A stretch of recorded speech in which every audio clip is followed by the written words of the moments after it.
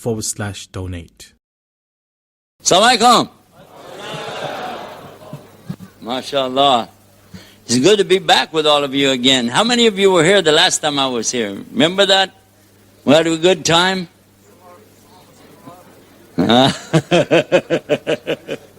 Alhamdulillah. I think he's taller than I am. Alhamdulillah.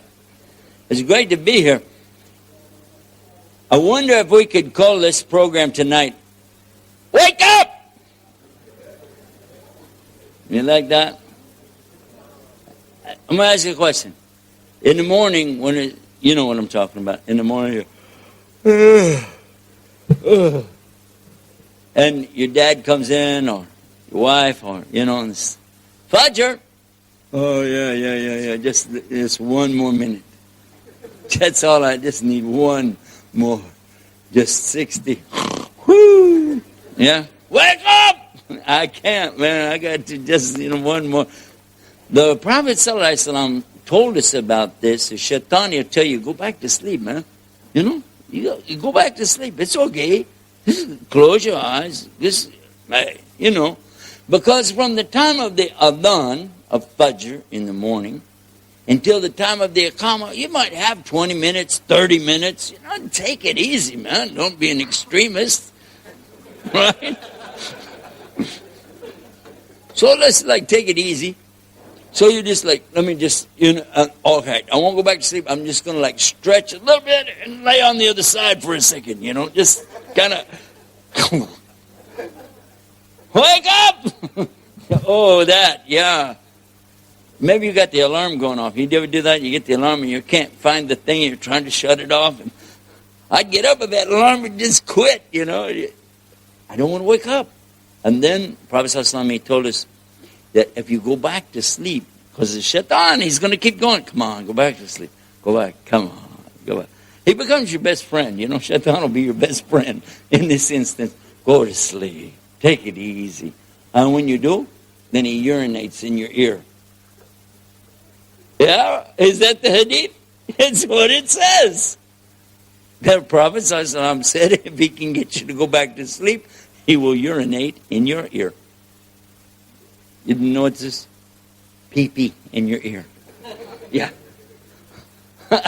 Whatever. All I know is wake up because I don't want that to happen to me. It could be worse. There are other things we need to wake up about. Something even more serious. And that subject is why I came all the way halfway around the world and then across the equator and all the way over here to you. Because we have programs that while I'm here to help those people who don't know about Islam to find out the truth, the real truth. Now what's happened to the Muslims around the world in the last 10 years, I do believe, if somebody said it was a wake-up call, I'll agree. Would you agree? I mean, a lot of us were sound asleep. Then all of a sudden we found ourselves like, whoa, that ain't right. So now it's time for us to wake up, but it's time for us now to go out and take one more step. And that step is to go out of the masjid and go next door to our non-Muslim friends, non-Muslim neighbors, the non-Muslim people that we're doing business with, and just tell them, I want to give you an invitation. I just want to give you an invitation. Don't try to convert people to Islam. Nobody is supposed to do that anyway. Really. It's Allah who guides people or doesn't guide them. Isn't that true? Yeah, so I don't need to convert anybody. I don't need to dialogue with them and give them all this stuff about, your Bible, my Quran, and Prophet Jesus is the and there's no, If I do this, if I do all of this stuff, first of all, you're going to bore them or you're going to make them angry. Or both. But they're not going to accept what you said anyhow. But if you give them an invitation, I like invitations, You give me an invitation to come over and have some cappuccino, for instance. Or candy. Or, a cup of tea. Anything. An invitation is something nice. Somebody giving you something. Give them the invitation to come and join us in our program. Because if you do that, then it falls on us to present Islam properly so that they can wake up before it's too late for them. I'm going to ask you a question now. I want you to tell me the truth. You do salah, yeah? You do. Alhamdulillah. Why? Who do you do the salah for? Who benefits? Allah don't benefit from it. Who benefits? You do. So you do your salah for yourself. That's why you do it. Can you do salah for me? No. If I die, you can do salah on me, but that's alhamdulillah. I don't want to die yet. But for sure, I'm doing my salah every day for my own benefit. Well, how many times do we talk about if you do it in the masjid, for instance, you get 25 to 27 times reward. First thing that would be taken into account on the Day of Judgment is the salah. Whoever leaves the salah is not from us. They're always talking about how does it affect me. So I do my salah for me. That's why I do it. You fast? Yeah. For who? For who? For yourself. You really can't do that for somebody else. In fact, if you're fasting, you're not even supposed to be going, hey, by the way, I'm fasting. You heard about that one, didn't you? I read this when I first became Muslim. I want to learn how to do dawah, and I got a dawah book, a big book all about everything you can imagine about dawah.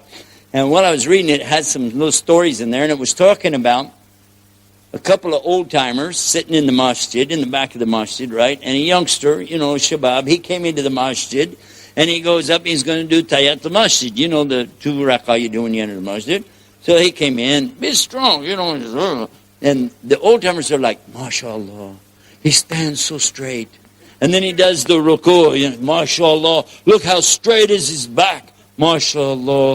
And he makes sajda, mashallah. He's sitting, at the end in the jalsa, assalamu alaikum wa rahmatullah, assalamu alaikum wa rahmatullah. And I'm fasting too. But why? That's a bad joke. Anyway, so why we're fasting is for ourselves. When I give zakah, somebody will benefit, because you give it to the poor. But who really is the one getting benefit? Me. And when I do Hajj, who am I doing it for? For myself. I'm doing it for myself. Yeah? And it's good. And on the Day of Judgment, Yawm al-Qiyamah, Allah is going to ask me about the salah, about the fasting, and the zakah, and the hajj. He's going to ask me. Alhamdulillah. I did all that for myself. But what about your neighbor? He's not Muslim. I know he's a kafir.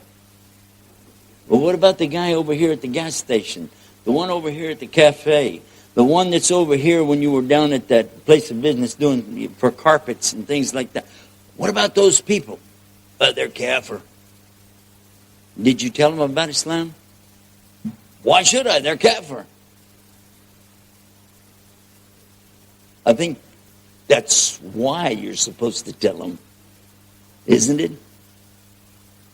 I mean, after all, if you came in here and told us you want to be a Muslim, I think we'd get a consensus real quick. Even if they're in some weird group, they'll still go, yeah, I'll do that. Because that's why we're here. But what about the one who's not Muslim? What about the one who's not had the chance yet? Now you could say, well, Hidayah is from Allah. Guidance is from Allah. Yeah, it is. That's true. But what if Allah uses you to give the guidance to somebody? Is that good? And what if you refuse to deliver the message? It would still be the qadr of Allah that the guy doesn't get to go to Jannah, but now you became involved. You're involved. Wake up. As soon as you met the person, as soon as you talked to him, as soon as you began to do any business with him, as soon as you had any kind of relationship with that other human being, you're involved. You're on the hook. You speak to him? Yeah. What'd you tell him? I said, how's it going? Okay, what else you say? Oh, I said, how you doing? What else? Good weather. What else? Who won the game last night? You say anything else? Oh yeah, I said, good day, mate. I like that. This guy said, good day, mate. That's funny. But did you tell him about La ilaha illallah? Must have slipped my mind. It happened to me many years ago when I was still trying to get a handle on what's Islam and what I'm supposed to do and not do. That somebody came to me and they were telling us about how long is our pants or how long is our garment that we had, and you have to get it up X a number of inches, and you have a tape measure and they can see, okay, that's up, okay, right there. And you could fold it up and just be just right, to go in the masjid. Of course, when he went back to his car, he just rolled it back down again. But when they were doing that, I asked them, how do I know about this thing? They said, oh, it's brothers a hadith, and I have to give you nasiha. Have you heard this before? Nasiha. This is my job, brother. I have to give you nasiha. How does that work? They said, yeah, brother, you have to give nasiha. How? What? Where does this come from? Yeah, actually, whoever sees anything which is a munkar, he has to stop it by his hand. And if he can't do that, he has to speak out against it with the lisan, his tongue. And if he can't do that, then he has to hate it with his heart. And this is the weakest level of faith. And I'm thinking, this guy has to hate my pants, the length of my pants. He hates my... Why? Why? The hadith that he's talking about, actually, that both of these hadith that he's talking about, are both out of context. The first one is talking about the length. The length didn't say pants in Arabic. Bandalon. It didn't say that. It didn't say that. You know what it said? Izar. You know what's Izar? You don't know what's Izar, but you can go tell everybody about rolling it up, huh? Izar is, you know what? By the way, I don't know if you know this. The people of the time of the Prophet Muhammad sallallahu alaihi wasallam, they didn't wear these. They didn't wear this. In fact, I don't have anything on at all that they wore except atr. This is the only thing I have on that they wore. Oh, and they didn't have this one either. What they had was really simple clothes. They had head coverings, yeah. And they had body coverings, yeah. But how many of you made Hajj or Umrah? Hajj or Umrah? Only? How many of you want to make Hajj and Umrah? Okay, I'll make dua right now. Allah, let them have Hajj and Umrah. Ameen. We stop there. Let's go. Yeah, I love it. I want to do it again. But what you wear in Hajj and Umrah is similar to what they had. This is what they were wearing. Wrap it around. These are wraps, not like the sandwich wrap, wrapping around your body. That's what they were wearing.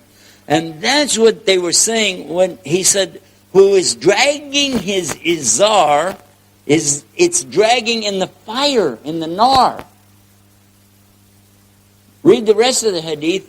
Abu Bakr came to Rasulullah and he said, I can't keep it up, because if you ever wore one of those, you know how it works. It just, friction is pretty much it. It's going to go down if you don't have, now I got plenty of friction. That's what that's for. That's so I can keep doing Hajj and Umrah with no friction, baby. So, but Abu Bakr and all the Sahabi, and even Rasulullah, they didn't have friction. They had nothing because they were hungry. They were starving. Remember the one about when they put the rock on, somebody had a rock on his stomach? He said, look, I have a rock on his stomach. Prophet said, I got two. Remember? SubhanAllah. And so Abu Bakr is saying, he's scared because he heard the Rasulullah say that. He understands when Rasulullah says something, this is not something to play with. It's not a joke. And it's dragging in the fire. So he said, it slipped down because you don't have any stomach. So, and he said, and it's not talking about you. It's talking about the one who does it out of kibr. Who does it out of kibr. It's not about your pants getting down on your ankles. It's about the one who does it out of kibr. Because that's something, in case you didn't know how that works, that's not a new story. That story is in the Bible. The same story about the Pharisees who used to drag their izar on the ground out of kibr. Let me show you what it looks like. It's like,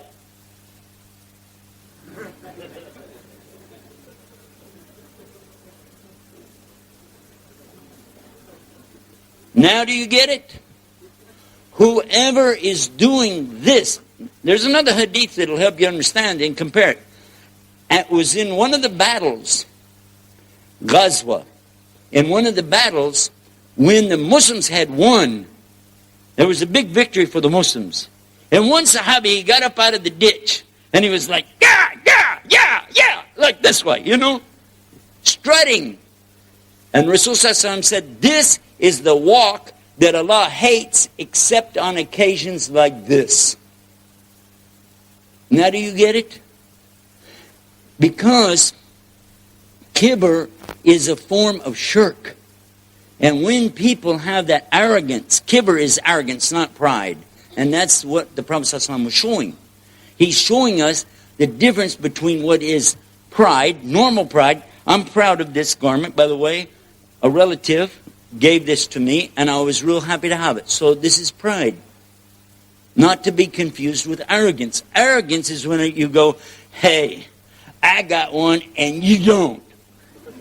Okay, that's arrogance. When you're flouting it like, this is clear. Doesn't it make sense? Can you imagine that? What mentality would it be? I mean, we would be going toward the direction of Christianity, some of the stuff that they say, and you look at it and you go, man, what are you talking about? When you say that just because of the length of the garment alone, a guy goes to hell. What if he didn't even know it? It still has to go to hell. I've heard Christians say that if a baby died, it went to hell. Why? Well, the parents were Hindu, so the baby goes to hell. Woo!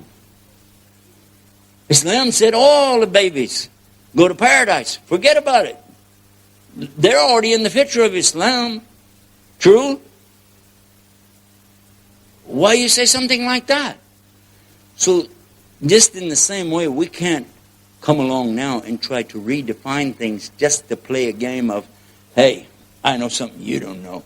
And you better come over here and measure up your pants when you walk through the door, and we're going to see just exactly how high they are. Okay, that'll work. You can go do salat. Now, maybe you don't have that problem here in Australia, but I've seen that in our country really bad. And it doesn't stop there.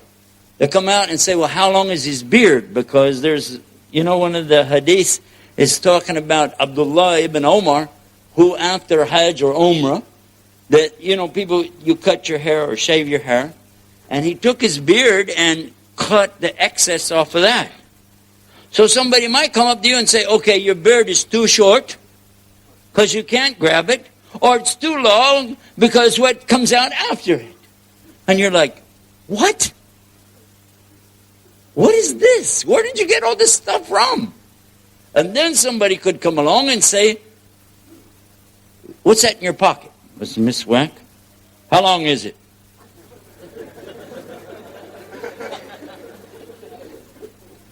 How big around is it? It's too fat. It's too short.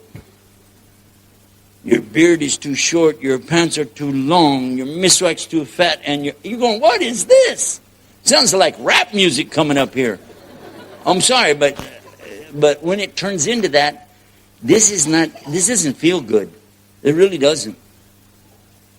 It seems like we're looking at the outside only and we're forgetting about the essence behind what we're talking about. I'm happy that the brother came for Salah, aren't you? He came for Salah to make dua. Maybe he was going to make dua for me. Now he's going to make it against me. Because I picked on him, you know. Wouldn't it be better, you know, let's go talk to some real shuyukh. Not somebody that just spent half a year in Medina and got kicked out. Somebody that really knows what they're talking about. And ask them. Now, in the 17 years I've been Muslim, I doubt I learned enough to even qualify for being a good da'i. The only reason they let me come and do it is because I'm a white guy from America, you know.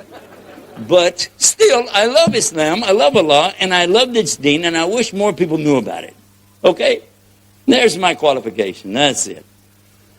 But in the time that I've been visiting other countries, what I have seen is that the real scholars of Islam are very, very easy and very tolerant, especially when people are new to Islam, to help them to get adjusted, to come into Islam easy, step by step by step, to teach them wudu, teach them salah, teach them about fasting and zakah, so that they don't wind up going bonkers and run away.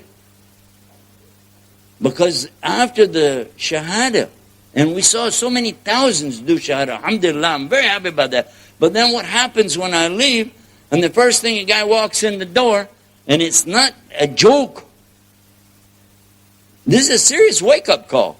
When somebody just made Shahada, and he's going to come back now to the masjid, it's the first time to come back, and he's scared. Remember that. You know how you look to them? You didn't know, do you? You don't have a clue. Because they're not used to seeing people with beards, not used to seeing people from other ethnicities, not used to hearing people talk with the accents that we have. I'm including me now because I'm a Texan over here, which is the same as being from outer space.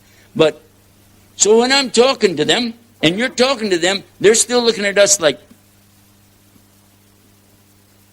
they don't know. They're not sure. But they made Shahada, and they came back. So when they come to the door, we got the Bismillah police guarding you, right? You know what I'm talking about? The guy with the clipboard? You know what I'm talking about, right? So as soon as somebody comes in, who's this guy? Oh, we don't know him. He's never been here before. I don't know. Maybe he's a spy. Maybe he works for the FBI. Oh, my God. Could be. I got news for you. The real spies, you can't tell them.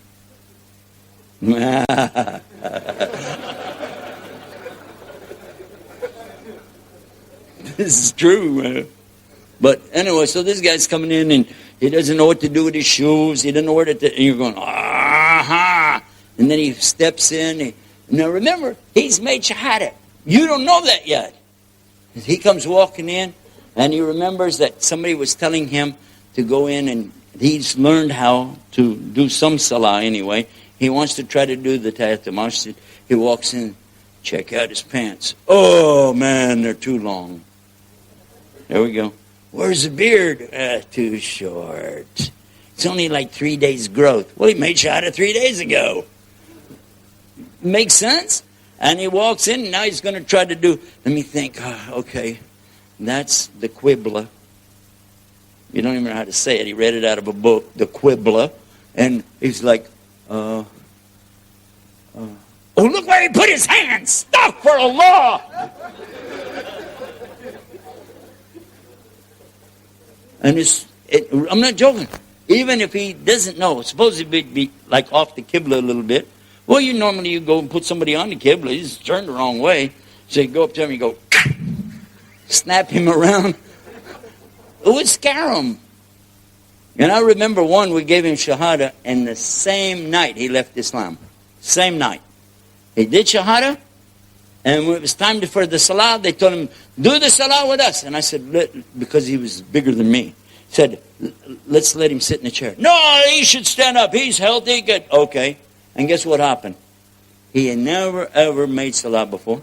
He doesn't know how to balance himself. He has no clue. You and I know how to do it. But when he bent over, he rolled.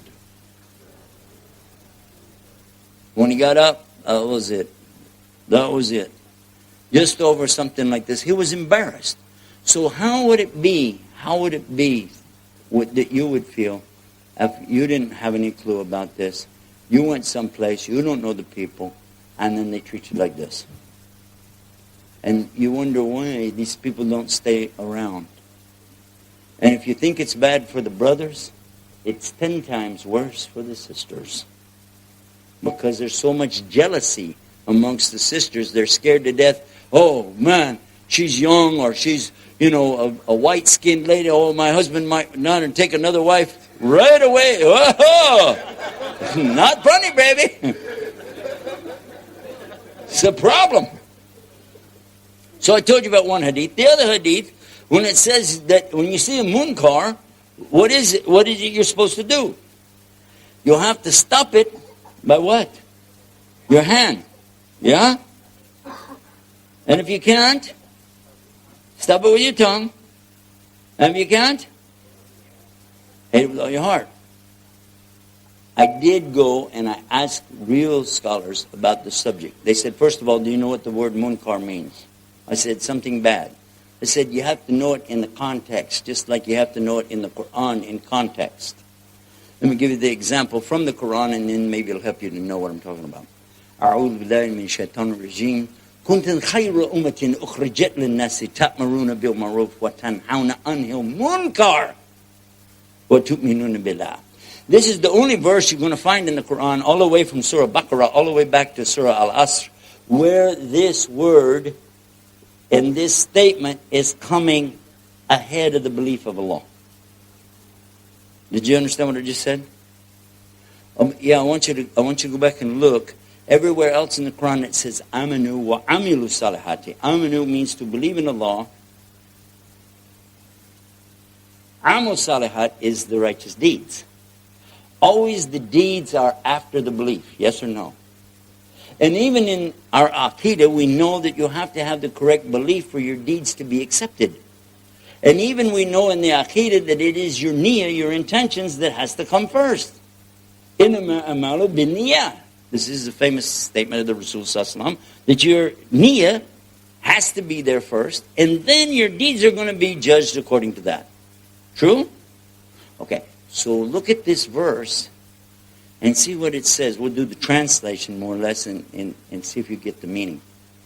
Allah is saying this is the best of nations raised up, because they call to al-ma'ruf, they forbid al-munkar, and they believe in Allah. Did you hear that? There were two things mentioned here. Two things mentioned that are actions. Calling, forbidding, and then believing in Allah. Why didn't the verse say, because you believe in Allah and then you go out calling the people to Allah, calling them to the righteousness of what La ilaha illallah is all about? Because what happened? Get this thing right, pointing right at the mic, at the speaker. Let's move it. There we go. So do you see that in this case, you're talking about two actions. Calling to ma'ruf and then forbidding munkar. And in this case, the munkar is whatever takes people away from Allah in La ilaha illallah. And that's when the Sheikh says to us, how could you say you believe in Allah if you're not willing to do the other two? It's good deeds, then they're not just bad deeds. Maruf and Munkar in this case is not just talking about good deeds, bad deeds. It becomes that it's talking about the deen itself. So whoever's not going to do that, I'm wondering if we put enough batteries in this thing. Wake up!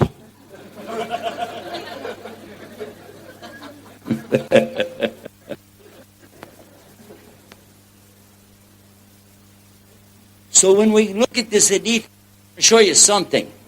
The smoking, I need to use an example. Do you mind? Smoking tobacco. Is it haram? Or just makruh?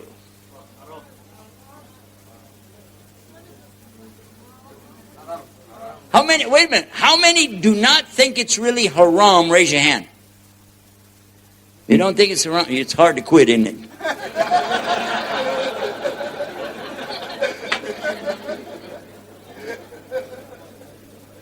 I know what you're talking about. If you go to the chemist or the pharmacy, just tell them you want to get one of those patches, you can put it on and it'll help. But anyway, if something can kill people, is it haram? If something can cause cancer, is it haram? If it can cause damage to unborn babies, is it haram? If it can give cancer to innocent children sitting in the room while you're puffing away, is it haram? If it has a drug in it, is it haram? Is nicotine a drug? Okay. Still could be makruh, right? The early scholars used the meaning haram anyway. So I realized that it is hard to quit. But if you got the problem, number one, keep asking Allah to take it away from you. Number two, don't do it in front of anybody else, because if they pick up the habit from you, you got that on you on top of everything else. So you need to abandon it ASAP. All right, now I want to come back to what I was telling you about and use the smoking as an example. So you and I, we all agreed today it's haram. So if we're going to go back and take the hadith, which said you had to stop it by your hand, that was first, yeah? There's a guy with a cigarette. Pow!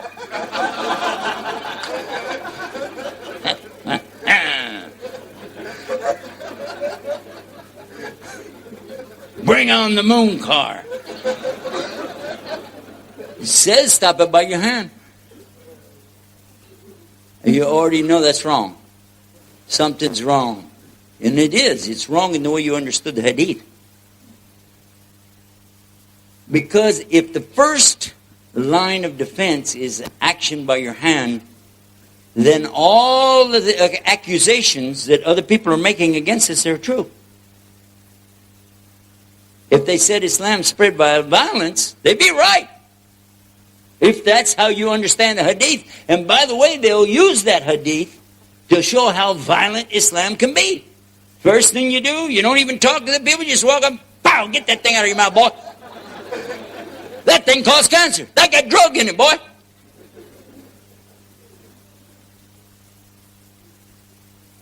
And don't even think about a guy having a beer in his hand. Woo!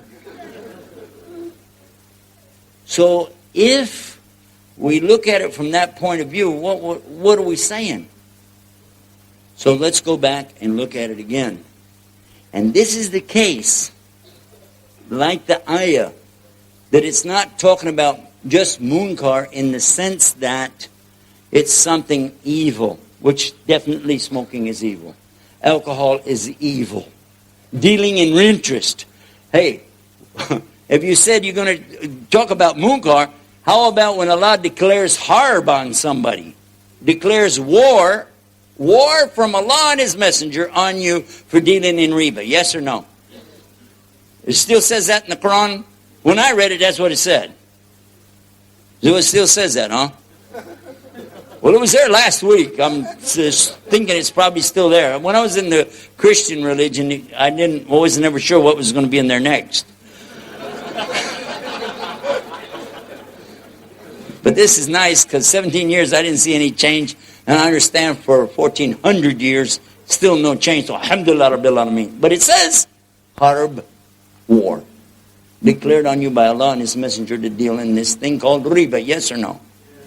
Okay. So I don't see anybody walking up to the Muslims when he gets his new car and his new house. I don't see you walking up to him and slapping him and saying, okay, give me the car. Get out of that house. Just get out in the street. Nobody ever did that.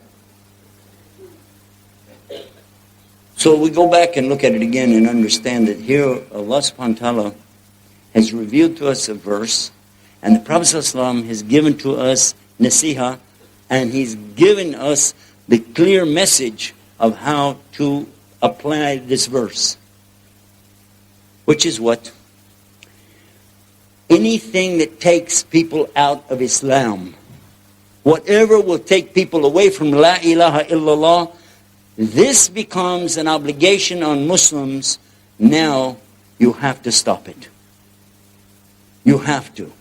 You cannot stand by and watch that happen.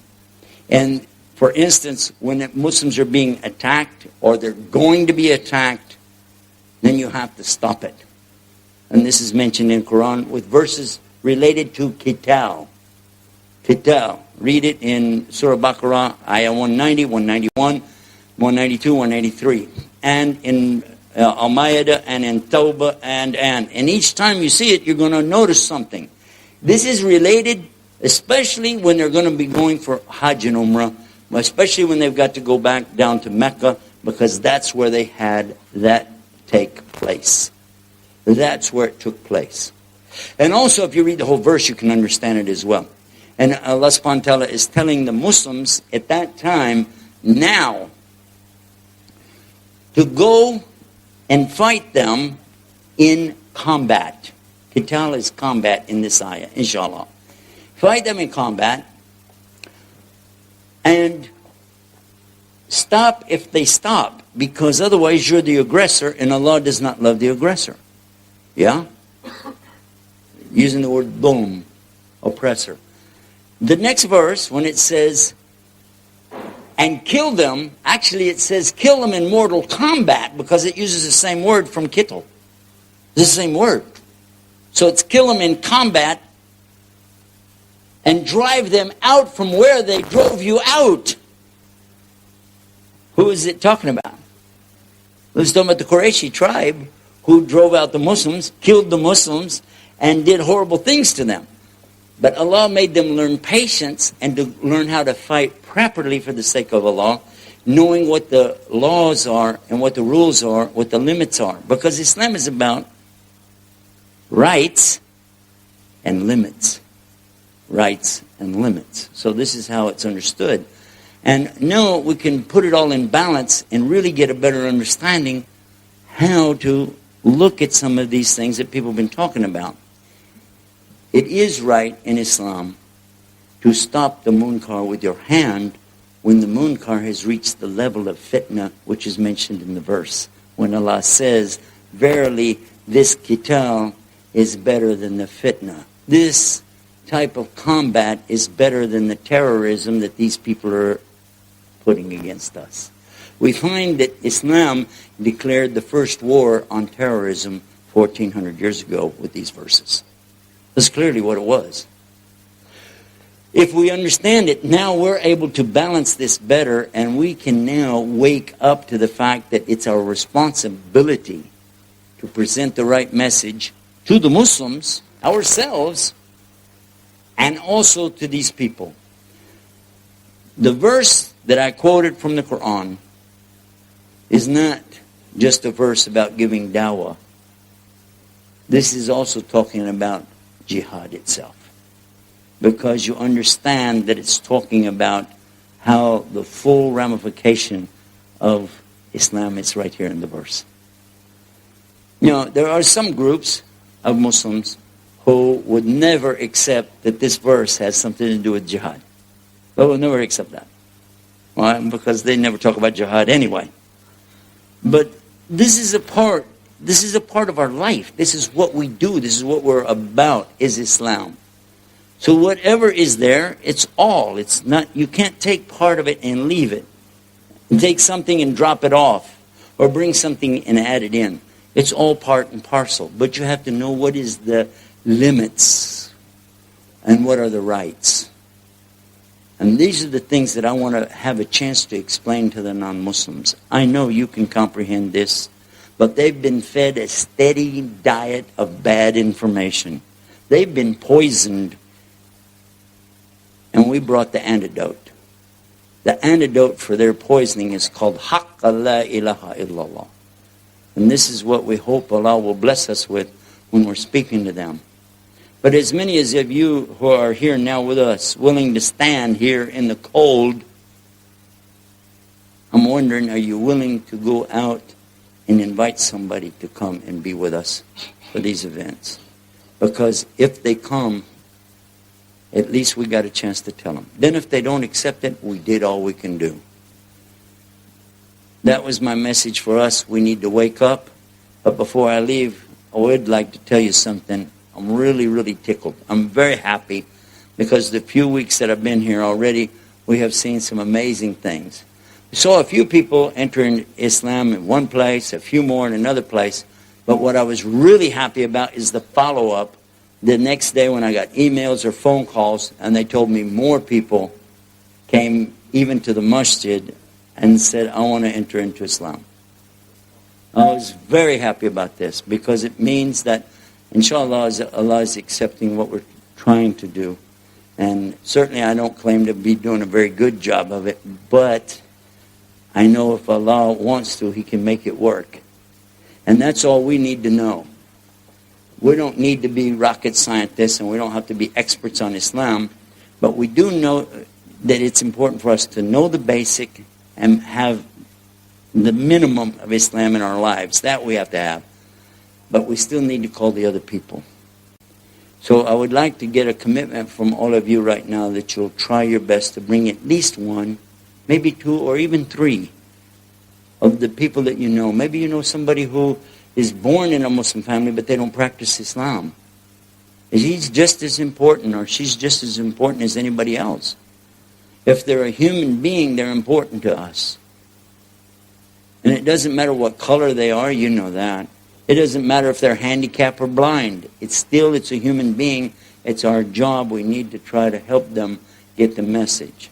We can't make them a Muslim, but we can deliver the message. Are you with me? We'll try our best. Okay, there's something I found to be very effective. I know you've heard about it. Probably many of you do better at it than I do. But it's to get up in the night and make wudu and pray 2 rak'ah and really cry to Allah and ask Him to accept what we're doing. If you'll do that, if you've never done it before, you really have missed some of the sweetness of the deen. If you've done it before, you know what I'm talking about. We all need to do it more and more and more. But just in that time when you're crying to Allah and begging Him, Allah, guide me, guide them. Guide me, guide them. Even if you don't know any Arabic at all, just say that in your heart. Allah, guide me and guide them. And inshallah, Allah is capable of doing whatever He wants to do. Allahu ala kulli shay'in qadir. Alhamdulillah. Alhamdulillah Rabbil Alameen. Huwa alladhi ja'alna muslimin. Wake up. That was the message. They told me that we should do a few minutes of questions and answers. You want to do that? No? Ready to go home?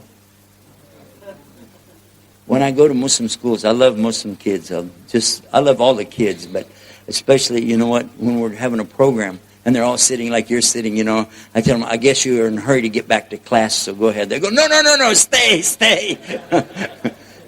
So, but I have an idea. I tried it the last time I was here, and it was pretty cool stuff. But let me see if this will work.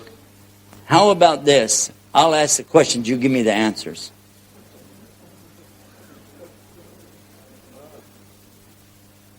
The brother's looking at me like, huh? You joking? Okay, we'll go the other way. How about this? Give me the answers. I'll guess what the question was. No. There's a TV show called Jeopardy. I saw it. It works real good. If I'm right, I get to go to the Bahamas. No. Okay. Well, ordinarily I have some questions that I bring with me just in case, This one, I saved them from the events, and this one says, Sheikh, do Muslims have to grow the beard? Do Muslims have to grow the beard? How many say yes? How many say no? How many say I don't really care? No, wait a minute. Do Muslims have to grow the beard? Not all of them. Not the women. No, seriously. I hate it when a woman's beard is longer than mine. I don't like that. Call it beard envy. I don't know, but I don't like it. It's really bad. Do Muslim men, I got it now, do Muslim men have to grow the beard? Yes. No, they don't. They can't. Who can grow their beard? Stand up and grow it. Go ahead. Hurry. Stand up and grow your beard. Grow ahead. Woo! Nothing's happening.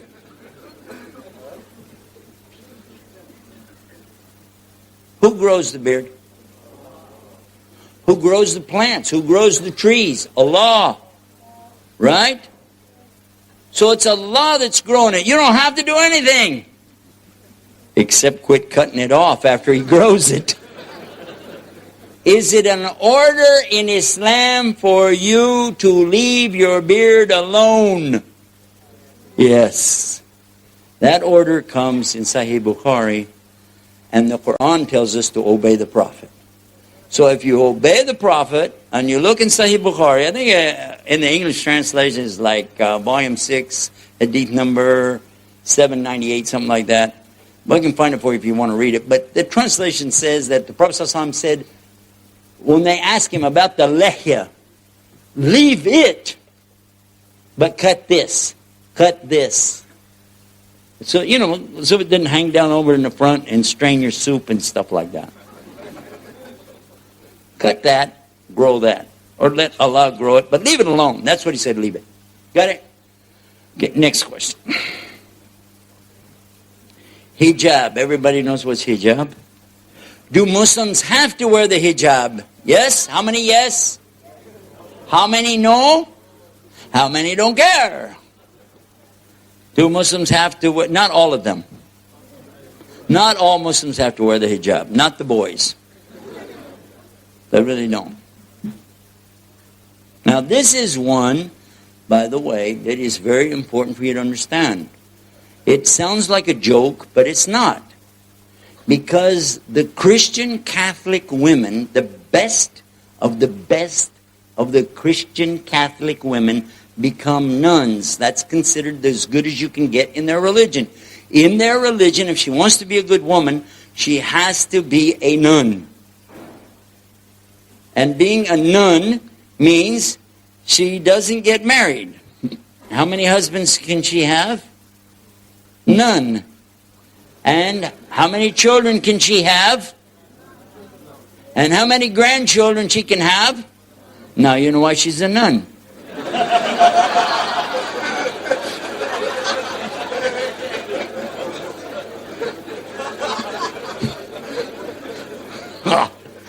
I don't know. I wasn't Catholic. Just trying to figure it out. But the best of their women, this is not a joke, man. When they enter into it, they tell them in the name of the Father, the Son, the Holy Ghost, and put the ring right there and tell them that they're married to God. That's what they tell them. And one of them was talking to me about it. I said, really? You're married to God, and you have a problem? And I said, wait a minute. All of you women are married to him? He said, yeah. I said, and you got a problem with us with 4 wives. Ajib. It's amazing. I asked them, when do you have to start wearing the garment? Their garment is called a habit. Habit.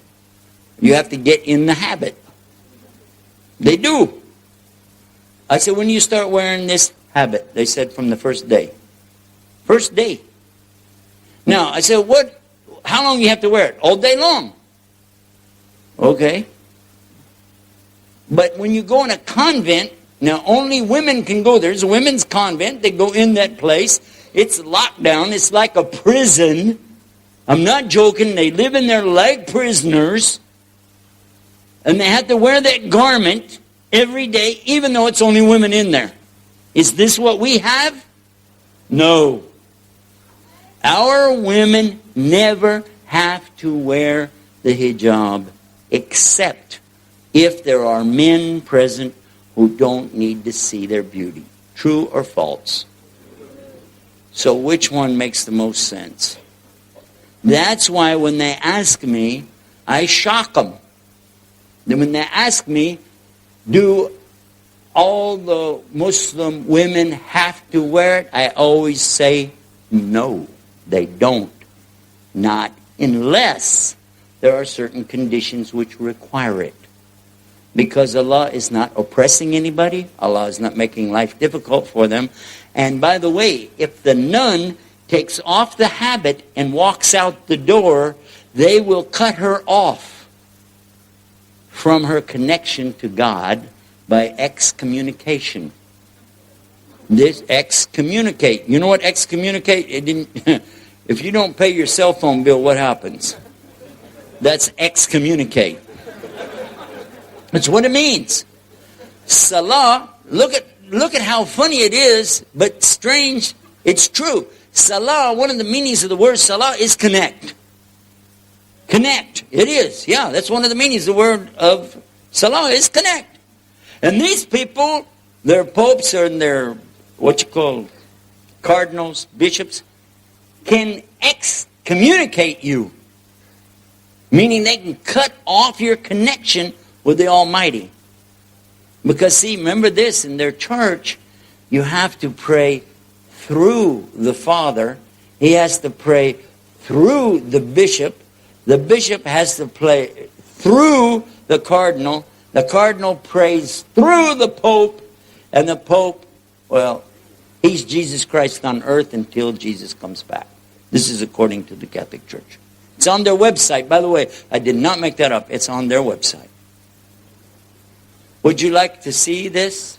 I have a website that I made up just for folks like that. It's called 911bible.com. Go check it out. 911bible.com, and another website, BibleIslam.com. Check it out. Go check it out and see what you think about it.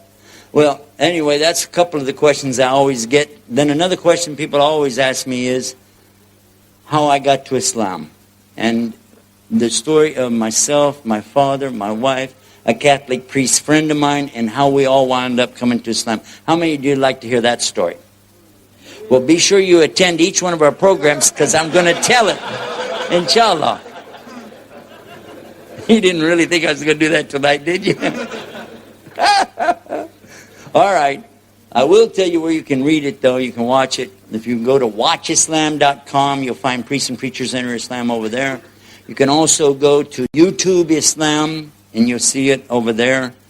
And you can go on another website. It's called yusufestes.com. And not out of showing off me or my name, but the reason is because so many people go to these search engines like Google, and when they type in the name, other stuff was coming up like Wikipedia saying the wrong things, because anybody can change it. So we put the website up so that it automatically will put our name first, and then they'll go and learn about priests and preachers that enter Islam. So you can go there, YUSUFESTES.com. Okay, that's all the time we have for question and answers tonight.